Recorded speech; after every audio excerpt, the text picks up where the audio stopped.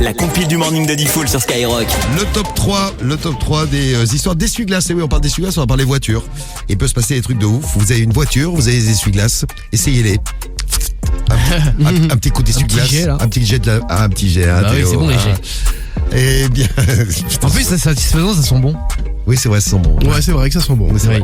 C'est complètement chimique, ça te bousille les poumons. Oui, ça sent très très bon.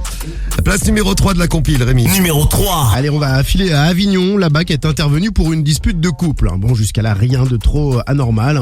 Ah bon, toi, tu te disputes et il y a la bac qui arrive. Non, mais ça se fait souvent dans la compile, je veux dire. Ça va, c'est bon, voilà. Les agents de police ont tenté de calmer le jeu entre le protagoniste et sa compagne, qui se disputaient assez violemment. Bon, tout est rentré dans l'ordre. Les deux conjoints ont quitté les lieux, sauf que l'homme de 27 ans n'a pas vraiment apprécié l'intervention de la police et il a décidé de s'en prendre à leur voiture. De la police. Ouais, mais alors pas vraiment à leur voiture, il s'en est pris à leurs essuie-glaces puisque il a carrément tout arraché.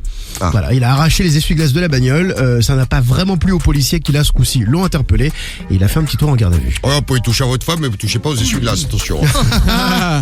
Ça c'était à Avignon, moi je vous envoie beaucoup plus loin, on va aller en Corée. Numéro 2. En Corée où un homme s'est fait arrêter, alors les gens ne comprenaient pas pourquoi l'homme était sur sa voiture, le pantalon baissé.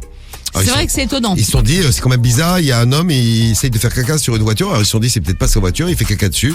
En fait, non, il faisait pas caca dessus, il s'était tout simplement mis un essuie-glace dans les fesses. D'accord. Ah bah ça va, c'est rassurant. Alors c'était sa voiture, donc il détériorait la voiture de personne d'autre, donc il faisait son petit truc sur sa voiture, et il avait mis les essuie-glaces en marche. Le mec s'est embroché quoi. Ce qui fait que ça bougeait à l'intérieur. Et je te crois même pas. Et il a terminé, en hôpital psychiatrique. C'est mieux. À l'hôpital avant tout court, peut-être pour enlever tout ça là, non? Voilà, j'espère que, en tout cas, les gens du parking de l'hôpital psychiatrique sont prévenus.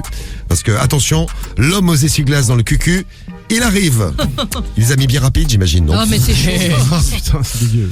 Et à la place numéro 1. Numéro 1. Un mystère tout près de Dunkerque, dans un petit village de 1500 âmes. Tout le monde est choqué. Pendant une semaine, ce petit monde a retrouvé des photos de zigouigoui en érection derrière les essuie-glaces. Ah oui, on avait parlé de ça. Ah, il y en avait partout aussi, dans les boîtes aux lettres, sous des portes d'entrée, sur des vitres d'immeubles. C'est un mec qui s'amusait, ou une nana d'ailleurs, on ne sait pas, à imprimer plein de photos de zigouigoui et à les poster un peu partout. Alors, il y a un mec quand même qui a été interpellé, mais il a été relaxé au tribunal parce qu'il a nié, il a dit ce n'est pas moi, et là, pas de preuve, au bénéfice du doute.